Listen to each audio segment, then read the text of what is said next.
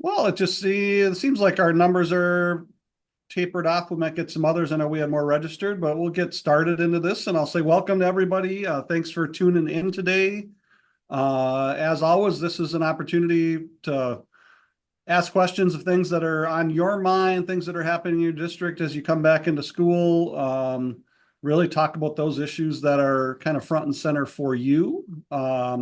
We have a couple of issues that we may bring up, but it is much like you, right? End of the summer, we haven't, had as much going on. I know Jen and Brad are both on today, but the legislature thankfully has been gone for a little while. So Jen is, maybe halfway recovered from the mess that was the budget cycle. And although Brad probably, there's been more legal things coming down in the last couple of weeks that has occupied him, but just an opportunity. So, we've got the chat open. If you have any items that you want to, touch base on, throw your hand up, throw something in chat, and we'll be happy to bring it up. I know I don't know how many of you made it to Summer Institute this weekend.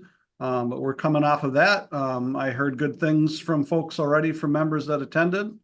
And yes, Kurt, that's a good point. We did pay for Jen to go to Gaylord for her birthday. That was from the bottom of our heart at MASB. We helped her out.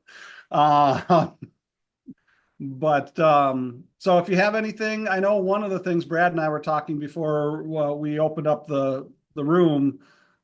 Something that he is seeing questions on, we're seeing questions on, are the most recent retirement decision, Batista, and questions about school district salary schedules for superintendents, because they are not typically, based on the court case, a part of a unit that would have a salary schedule because there's only one of them. And so lots of questions about how that's going to be handled. Before I jump to Brad and let him talk a little bit about that, any other issues that are out there that you want to bring up on your own right now that,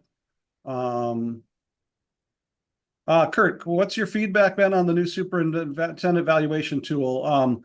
We have done, I don't know the number right now, but a countless number of trainings already. We did revamp the tool. We added rater reliability as the law required it. We've had to change how the summation happens because now we're not using 4 rankings, it's 3 rankings. But generally, to my knowledge, I have not heard anything in a negative way. I'm sure there's been individual feedback that, from an individual instructor. I guess I would turn that back to you, say, Kurt, have you taken the training with the tool as it's been changed, and what did you think about it, or anybody else that's had it? I know that the law said you needed rater reliability training by, I think, September 1st. I can tell you that there are districts that will not hit that by September 1. I'll say this, Brad won't. I'll say that there is no evaluation police. So as long as you get done with your training before you actually do your next evaluation, you're probably in pretty good shape. But it is, we knew it was going to be hard when they put that in the act to try to get everybody scheduled. We knew it wasn't going to happen. And that's just not us. That's the teacher evaluation tools and its trainers and all of the others. Just really, people are going to go beyond September 1st. I think that's going to be really difficult to say that everybody gets that done in time. But we've done a lot. I bet you we're running 4 nights a week right now with some kind of training on soup eval. And I got a message this morning, an email from a board member saying, I got my training in April. Do I need to do it again? And sadly, because in April, the law hadn't changed, we didn't have rater reliability as a part of our tool. We now do. The law requires that training. And so the answer was yes. Even though you did it in April, you need to go back through it again to make sure you're meeting the letter of the law to get that training. James, I see your hands up. Yes, greetings, Don, and everyone. We took the training yesterday for Genesee County. Penny was our facilitator. Yep. And the question came up, are we allowed to not allow board members that did not take the training to abstain from evaluating the superintendent? if they haven't went through the training. Brad? Yeah, so that's been a common question, James. The law doesn't say that, but I've been guiding or providing guidance on that issue that yes, because a superintendent can appeal his or her evaluation, to me, it just makes sense that if you have a board member who hasn't met the legal requirements of fulfilling the training, that the board can vote to either not include the board member's rating or scores into the evaluation, or vote to completely recuse the board member from the evaluation process. Again, that's not detailed in the law, but I think that is a common sense kind of interpretation of it, because of the fact that if I were a superintendent, I would challenge my evaluation if it was done by an untrained board member. Thanks, Brad. Yep. Thank you, Brad. You're welcome, James. Deborah, great question on political science. So this is not a legal question. It is a political question, right? Like this Oh, it is isn't, kind of a legal question. how so? Well, whether the law prohibits you from including a sign in your yard if you're a board member, whether that could have implications under the Campaign Finance Act. I mean, the Well, answer is no. There okay. isn't a legal requirement of it on it, but I guess it could be dependent on how it is seen in your own local community, how that would be perceived by a board member, including a sign in their yard. Obviously, I think you can include your own sign. To me, that would make sense.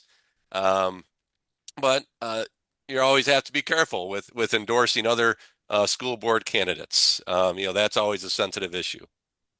Yeah, and Brad and I thought Brad was going to give me an answer that he and I were in different places, and that's not that's where I was thinking, like that there wasn't any prohibition.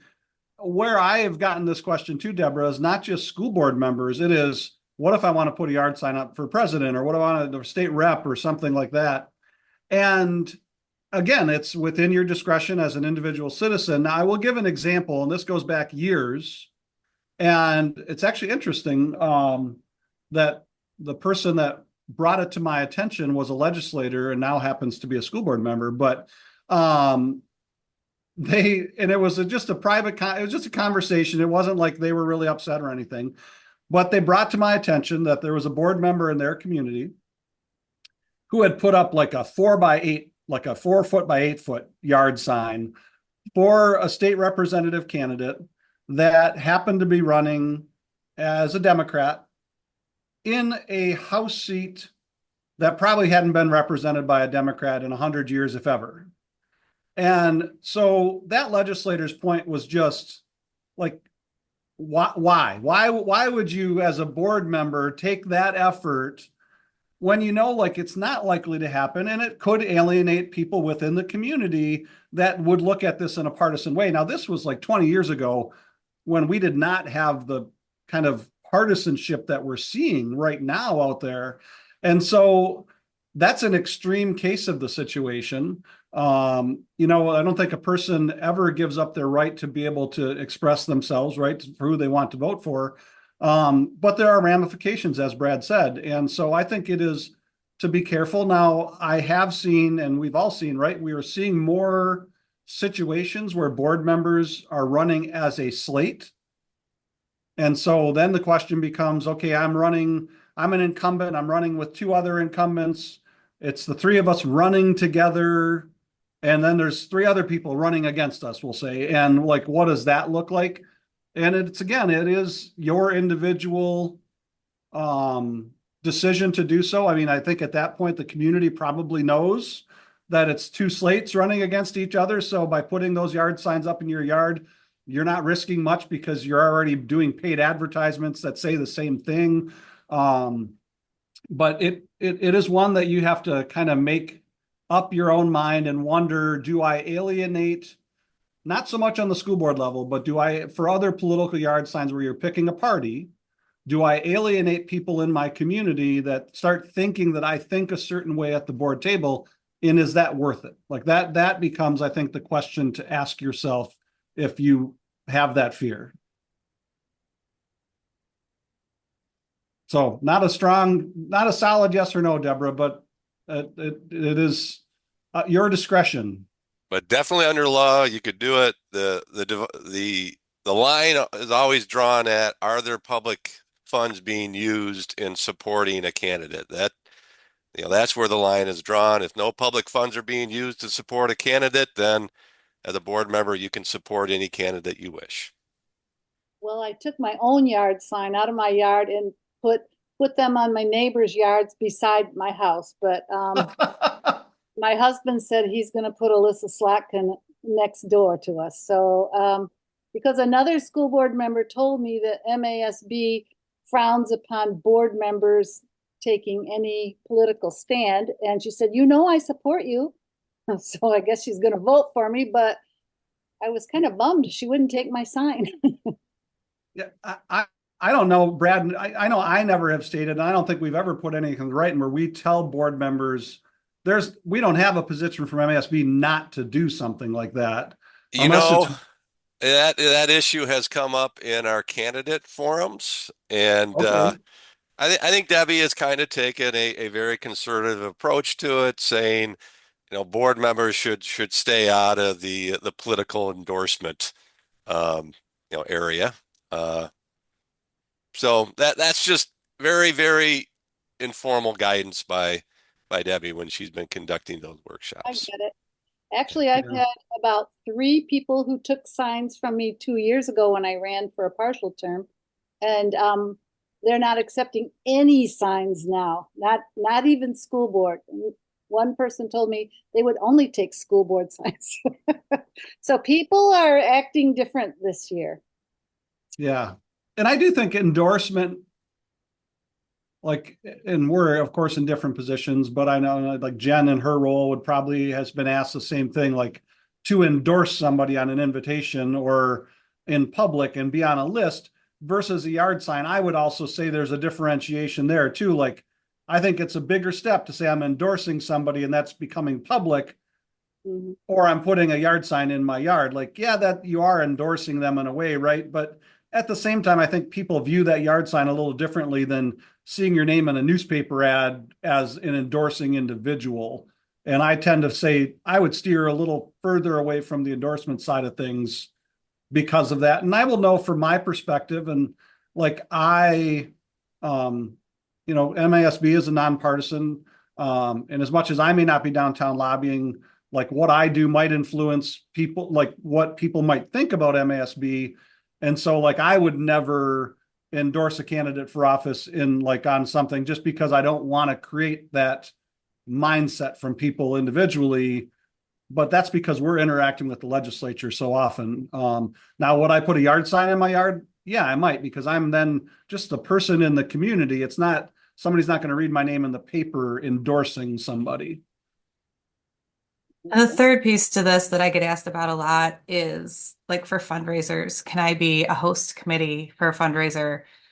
And I've always said you can, just don't put that you're a board member. Just be Jen Smith, not Jen Smith, member of whatever board. And those don't become as public as often because they're going directly to people who they think would give to a fundraiser. But that's the other piece of this that I get asked a lot about. Like if it's you as a human can participate. We want you to participate. Just don't use that board member title on a fundraiser thing. And I can think back to teaching the 108 class, and I think things have changed, right? We've become more partisan in recent years. It used to be that I could comfortably say for most legislators, if you had endorsed or put a yard sign up for somebody in a primary election or in a general election, that that legislator would understand that you're an active participant in your community, and that should be a relationship that he or she would develop with you.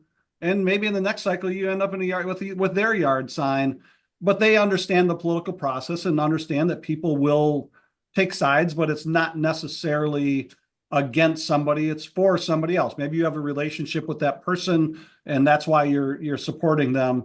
But I will say that people have become less forgiving on that. So like now when you put up that yard sign, people are looking at you as like the enemy as opposed to just a citizen speaking your piece. And I think that becomes where the risk as partisanship has become a little bit more outward for everybody. Jen, Kurt had a question for you. Yeah, if there's precedent in passing a budget after the budget's been passed, and 100% there is, we call them supplementals. They happen all the time. We are currently working to get a supplemental this fall that would move some of the money around, and there's money left on the balance sheet. But to put some of that money into the per pupil, into the school safety mental health that were cut so terribly. I don't know how much success we're going to have, but we're working on it. But yeah, that the supplementals happen all the time after a budget's passed. So it wouldn't be out of the ordinary to do it. I just don't know what our odds are at this point to get something like that done this fall. Thanks, Jen. Thanks, Mark, for the comment on your involvement with MASB, and you're a board member until December 31st. So stay involved in MASB through that period of time. And we'll all hope that you get reelected and can continue your involvement with MASB. But I thankfully, I guess I do hear that from members that are running for reelection, and, you know, as much as they're, you know, sometimes are sad that they might not be on their local boards, they also miss the interaction with other board members. And I think that speaks to the group of colleagues that are like on the webinar today and that you have at conferences, that you're able to build those relationships and share. I think Michael's comment is somewhat on point, although I don't know that voters will separate, but you're absolutely right. An individual board member only has, you're in a house with a spouse and your spouse doesn't give up their right to put up their own, you know, put up a yard sign. So, you know, that is something to take into consideration. Although if a person's going to be less than friendly about things, they're probably going to be less than friendly about that decision as well. Well, Brad, let's jump into a little bit, just talk a little bit about what you're kind of hearing on, and maybe people aren't completely familiar, so maybe brief a little bit on the Batista decision. I know MASB has been involved in, you know, putting a brief together in that and doing other things, but where does it currently stand for the calculation for retirees' pay when they actually do retire from a district? All right, so a quick summary of the issue. ORS and the retirement law, you know, there's a definition of compensation that ORS uses that's in the retirement law. And that definition isn't the best of definitions, as approved by the legislature. It says compensation in excess of the amount over the level of compensation reported for the previous year, except in increases provided by the normal salary schedule for that current job classification. So what that means is that you know, any compensation that goes beyond a normal salary schedule would not be counted for the purposes of calculating someone's pension. And this court case started when ORS adopted what was called a normal salary increase, where it provided a percentage of what constituted a normal salary increase for certain school district positions, and superintendents were included on that schedule. And any increase that went above that normal salary increase percentage while the superintendent remained in one district wasn't counted for calculation purposes for a individual's pension. So this really harmed a lot of retirees. So MASA brought this case claiming that the normal salary increase rule adopted by ORS wasn't within their authority, that it was essentially illegal. And the Supreme Court agreed with that. So the normal salary increase schedule has been eliminated. And the court opined that this definition of compensation does apply to superintendents, and then came up with a definition of what constitutes a normal salary schedule because it's not defined in the state law. So the Supreme Court, in defining it, said the legislature should amend this law as well and come up with its own definition. But in the meantime, we are going to define a normal salary schedule as a written document established by statute or approved by a reporting unit's governing body, and that's important for school boards, that indicates the time and sequence of compensation and conforms to a norm, rule, or principle. So based on this Supreme Court case, superintendents are going to be going to their school board saying, I want a normal salary schedule in my contract so I can include salary increases in my final average compensation for calculating my pension. So right now we just had that definition that I mentioned. Some of the more details are still going to be worked out by ORS and future court decisions because this case went back to the Court of Claims to look at whether some of these retirees had a legitimate normal salary schedule as under this new definition adopted by the U.S. or the Michigan Supreme Court. So going forward, I think the safest route would be, until we get further guidance from ORS and the courts, is just to put in your superintendent contracts what their increases are going to be on a year-to-year basis. Now, prior to coming on here, Don and I had a little bit of back and forth about would it be okay to refer to the increases that are included in a teacher's collective bargaining agreement and tie your superintendent increases to that, to those collective bargaining agreement increases. I don't know. I think I would wait for guidance from ORS on that, because someone could make the claim, well, the superintendent's very involved in negotiating those collective bargaining agreements, and it seems to be there could be some self-interest involved there. And whether that would comply with a normal salary schedule, I don't know. So that's why I'm a little bit hesitant to recommend that.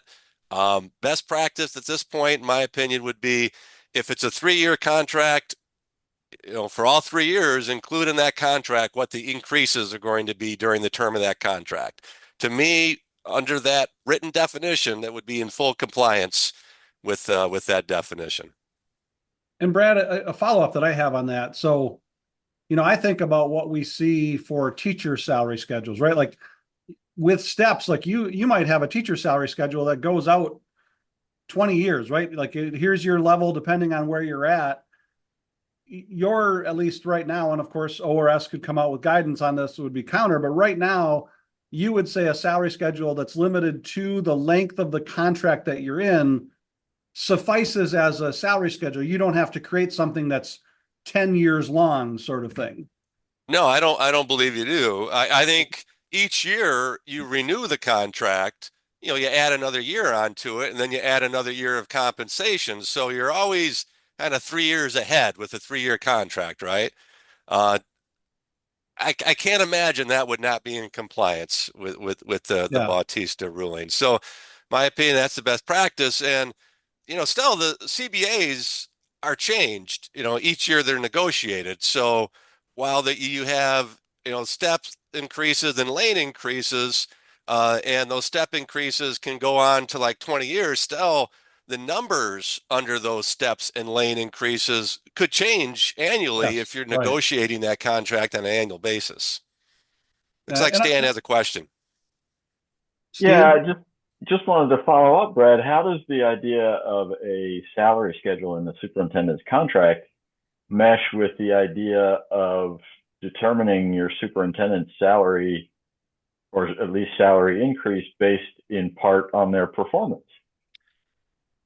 I think that would be acceptable as long as you put in an equation or some type of test that can be relied on, that okay, if it's going to be effective, you're going to get this much. If it's needing support, you're going to get this much. I think you include as much detail as possible if you're going to go with merit pay. And again, merit pay is no longer a requirement. So Mhm. you're not bound by a requirement to put merit pay in a contract. But if you choose to do that, it does say the compensation language that merit pay can be included as part of compensation, but you have to have a calculation in place. It just can't be open-ended merit pay. Thanks. I see Michael just posted, they just adopted one in the effective rating. And so they have a tie to their percentage or their increase kind of thing.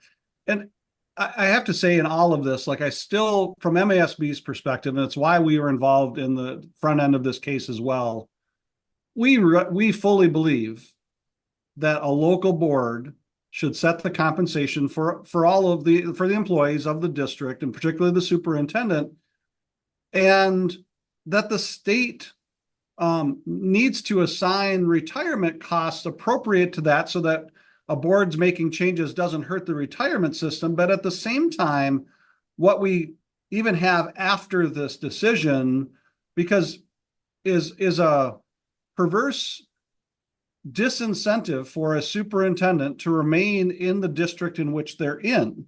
And that was even the problem with NSI is you have a superintendent, let's say, for example, that you give a 3% or a 2% raise every year, and they're with your district for 5 years. If the market for superintendents surpasses the raises that you've been giving, you might find in year 6 that superintendent is now undercompensated based on the size of your district by $15,000, maybe $20,000. And that superintendent decides, and doesn't necessarily blame the board, but decides, well, I'm going to look at another district to get, for a job. And the board makes the decision, we don't want you to do that. You're a great superintendent. We've had a good run. We're going to bump you up to be competitive. So now you give them that $20,000 raise. And under the old one, under NSI, that $20,000 would be outside of a normal salary increase, so wouldn't be counted towards their retirement. And even under the new salary schedule idea, if your salary schedule says 3%, 3%, 3%, and there's a dollar amount in there, and in some year you have to, you see that you're behind, like, I don't know, Brad, like if they adopt it and say we've added a $10,000 raise in the salary schedule to be competitive, like whether that will truly pass muster or not. Yeah, I think that's one of the issues that likely will be fleshed out, whether it be by ORS or the Court of Claims. I think you could put longevity increases into the contract. So, once you approach 5 years, once you approach 10 years, as long as you're putting that in there a couple, 2 to 3 years out prior to that. I just don't think you could say, oh, we're at 10 years, we're going to give you a $10,000 bump. Right. I don't think ORS would accept that, but if that was agreed to 3 or 4 years ahead of time, and then the superintendent achieved that, knowing that that was a longevity increase, I think that likely would fit within compensation. Yeah, so a lot more to still be answered on this through Court of Claims, through ORS, but I know it's on the front of mind for a lot of people as they're looking at renewing contracts. Where it really matters, of course, is if you have a superintendent that's thinking about or has been thinking about retiring next summer. And we had some that were thinking about retiring this summer and didn't because they didn't know what this was all going to come down as. And so like they are definitely in a place to be like, they want to make sure that the salary that they've been paid by you and where you assume that they would get a pension based on that salary, that when they retire a year from now or 2 years from now, that in fact happens. And so that's part of why this kind of anxiousness on the part of superintendents exists, is because there was interpretations before the Batista decision that without a salary schedule in place and NSI gone, that all of a sudden they would like have to go back to the first year of being a superintendent, and that would be their retirement salary because there was no salary schedule to justify the raises they've got since then. Like, so all of those things were up in the air and in some ways still remain that way. So this is a real kind of touchy situation for superintendents. And so I guess I encourage you to give some grace to them as they are worried about their future and how compensation is created. And I think Brad has given good guidance at this point from us until we know more information. But I wanted to make sure, because I know that Brad and I both have been getting questions on it, wanted to make sure we brought that up and created some awareness for you on that.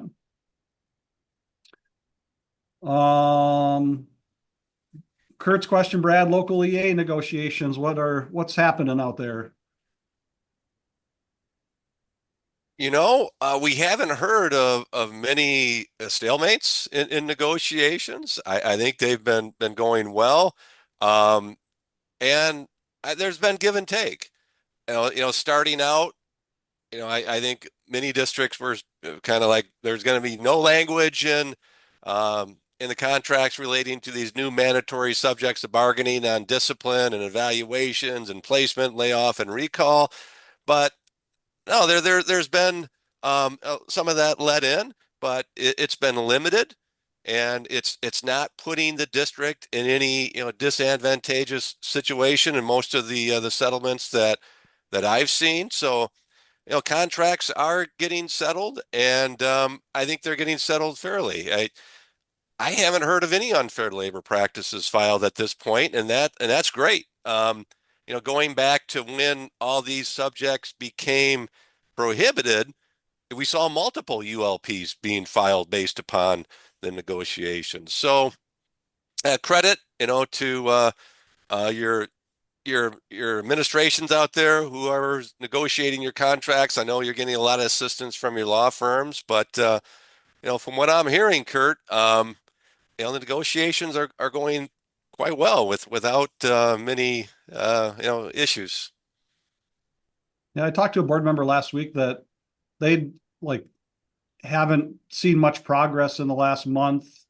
So they were likely entering the school year without a contract settled, but they didn't necessarily think that it was like a kind of posturing type thing. And that's the only one that I've heard of that even feels like it's been protracted, because that district had been at the table for a while and still hadn't got there. But I'm with Brad. I've talked to a number of soups and board members that, I had talked to one this spring that negotiations went on, I think they were an early expiration, like they had expired, I think, in February, strangely. And it was a couple of months later and they were still without a contract, but they were getting close. So, that's not all that unusual that you might go a couple months past the expiration and before you wrap up the contract. So I've generally heard the same thing as Brad, is things have been going pretty well at the negotiation level. Yeah, and this was one of the presentations we had at our labor conference in February was, bargaining these new mandatory subject to bargaining, but at the same time, minding the staff shortage issue.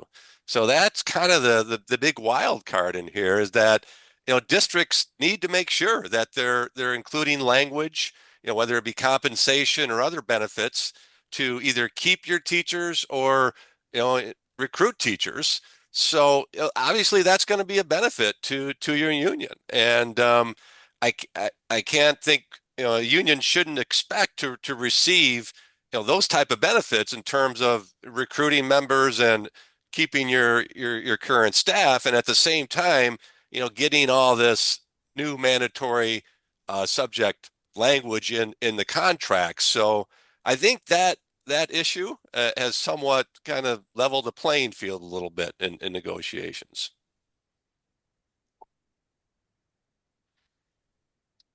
Brad, I know the other issue, because I said at the top that you've had a couple of decisions. This isn't a court decision, but Title IX regulations are now in place, right?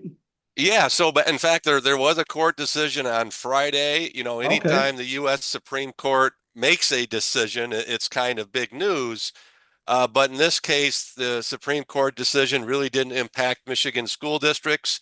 What it did, it ruled on an order from the Biden administration to kind of dissolve some of these court orders in other issues relating to the title, the new Title IX regulations, rather than the what constitutes sex issue, and including sexual orientation and gender identity in that definition.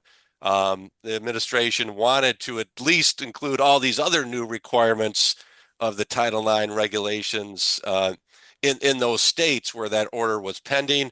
The Supreme Court refused to grant that order.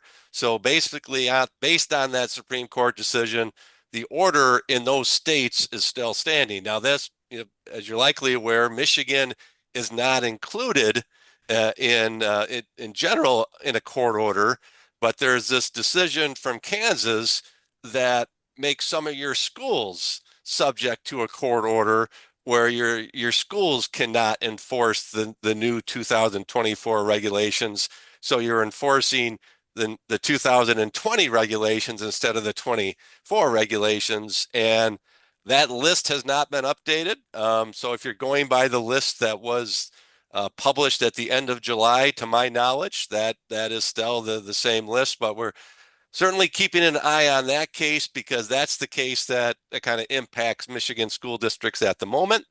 But if you don't have a school on that list, then you are subject to the 2024 regulations, and you should be enforcing those at the beginning of school, as well as ensuring that your staff is trained on those regulations and policies as well. Brad, how many schools were, it was by school building, wasn't it? It was by school building, and it was close to 200 buildings and about 60 some school districts.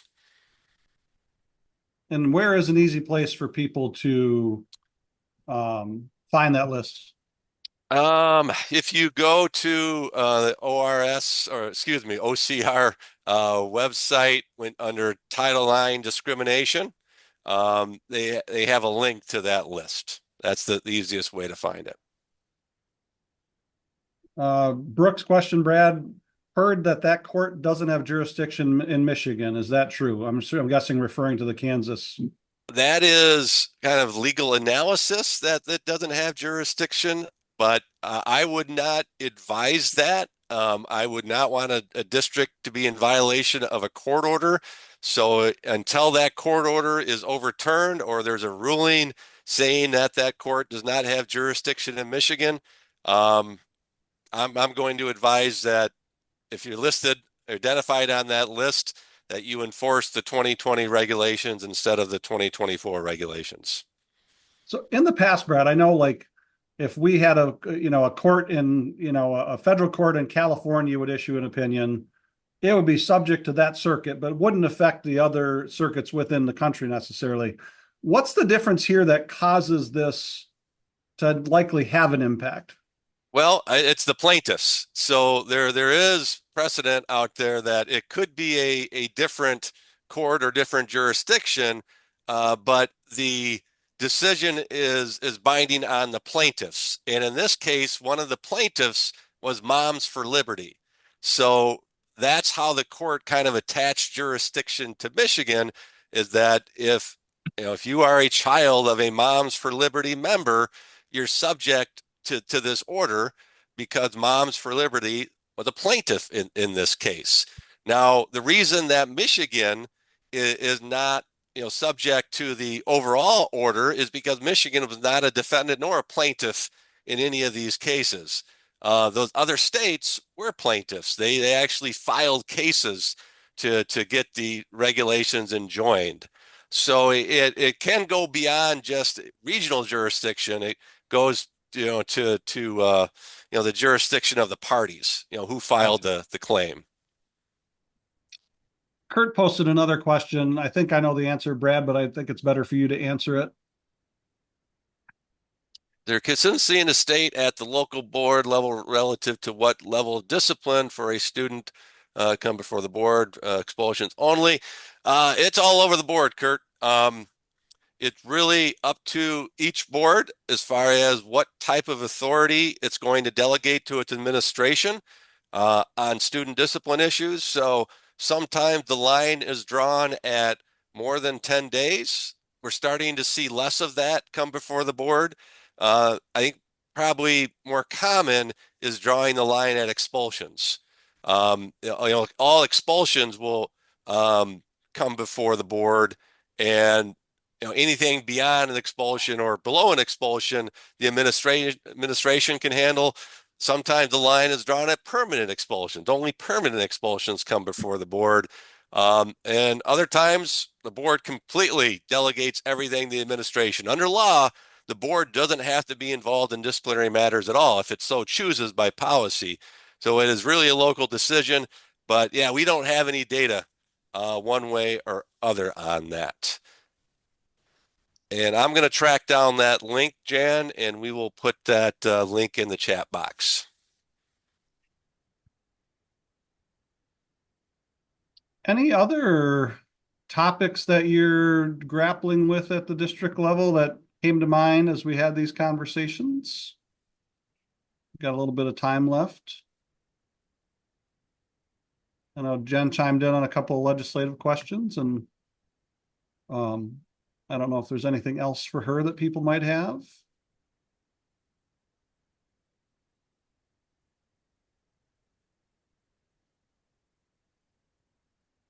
I will address one issue that's come up.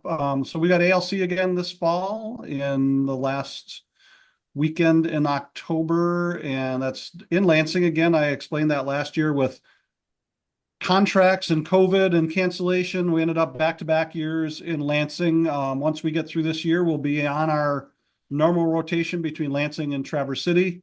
I will say the dates, we for years were really that first week of November. Every once in a while, we might slide into October. And we have just reached a place where we are now, I just signed the contract for Traverse City in 2029. So 5 years in advance to be able to get a location for these conferences. And even that far in advance, we are still somewhat limited by the number of days or which days we can get at these venues. And so we're going to stay in that kind of October, early November space, but it is going to vary from year to year. So you can't count on 1 week every year. Our intent is, if we can, is to have Traverse City in that kind of mid-October space, so that we don't end up with 6 inches of snow on the ground like we did a few years ago in Traverse City. And then having the Lansing one a little closer to the election space, just because we're in the capital at that point. That's subject to availability. So that's going to happen. I will tell you that we have already heard that the main hotel, the DoubleTree, is already at capacity. We tried to get extra rooms, and not only were they at capacity for our block, they were at capacity in general. And we also have room blocks at the Marriott, which is the block away right in front of the baseball stadium. I know a number of other people stayed last time just down Michigan by what we call the Frandor Shopping Center. There's, I think, a Marriott and a Hilton there. And so we do have other blocks put in place for that. And the problem that we have, and I understand why districts do this, our assumption is, yes, we have good registration numbers already happening, but our assumption is we have districts that call the hotel, like particularly the DoubleTree, and they don't know how many board members are going to be attending yet. So they book 4 rooms or they book 5 rooms, put them under their name. And until their board members figure out what they're doing, they hold on to the rooms. And then sometime in September, they get released when they figure it out. And of course, that creates this really quick booking of everything. And then all of a sudden you'll hear about somebody, well, I called and I got a room in September. Well, you got a room in September because somebody happened to release some rooms at that time. So like we're trying to do the best we can. There already is, from my understanding, a contract in place for another new hotel to be built in the downtown area, but it will be a couple of years before that construction happens. So maybe if we get lucky by our Lansing conference in 2026, maybe we'll have another hotel which is going to be within a block of the Lansing Center and actually closer to the Capitol building. That could be done and put in place by that time. But just wanted to give you an update on what's going on. I see Larissa posted the link for the conference for registration. I also want to put in there one other thing. I'm hoping that you all, you're generally, when I look at those that attend the webinar, you're very active with us. But you did hopefully see that we launched a new program this year in our effort to give back to our members and to recognize our 75th anniversary. Every district in the state has, I'll call it a $750 credit that you can apply for that can be used for certain events, certain trainings, certain workshops. It's an effort for us to recognize our members and being supportive of us. It's an opportunity to recognize how long we've been in existence. And so I really encourage you, if you have thoughts about a workshop with your board this year, if you have thoughts about sending some people to conference, you have $750 to be able to be used.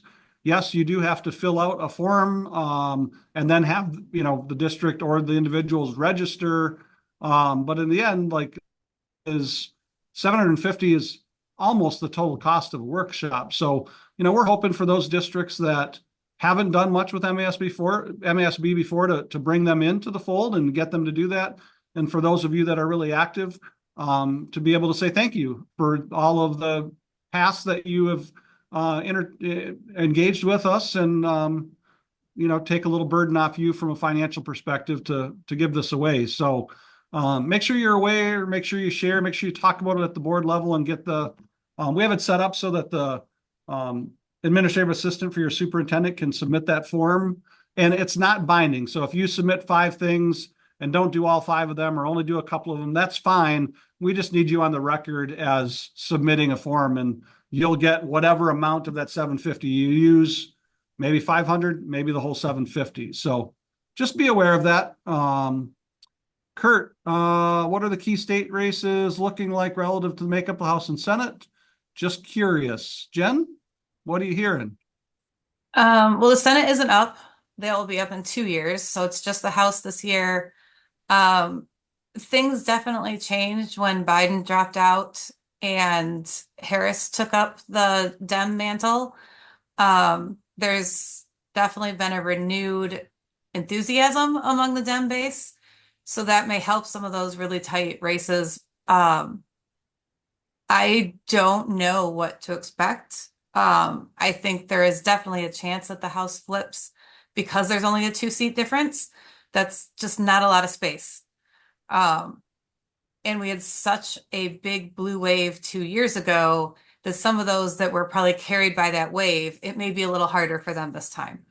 So I don't have a ton of info yet, but that would be my overall thought is there's definitely a chance that it flips. But as we get more into the fall, I might have a better idea of what those races look like. Thanks for that, Jen. We're at 12:53. Brad, any other legal issues that you wanted to touch base on that might be of import for people to hear? Yeah, one thing I was kind of remiss in not mentioning when I was talking about the Title IX update was the new amendment to Elliott Larson. So, Elliott Larson was amended this past year to include sexual orientation and gender identity as protected classes. So even though you have all this uncertainty related to Title IX in regard to discriminating against students based on their gender identity or sexual orientation, you still have this new amendment from the Elliott Larson Civil Rights Act that's in place that gives students rights to question any type of policy or decision that may be discriminatory based on their gender identity or sexual orientation. So I know many of your policies have been updated to include this new language, but don't forget about it. It's sometimes all the attention is given to Title IX. We still have our own state law, and that's significant too, based on this U.S. Supreme Court decision that overruled what's called the Chevron doctrine, which gave deference to the federal agencies in implementing their regulations, and now it's going to be up to the courts to kind of interpret these broad, open-ended federal laws rather than the agencies issuing these regulations. But if you have clarity at the state level, you know, that's what you would follow. So that our new Elliott Larson civil rights law is important in that respect.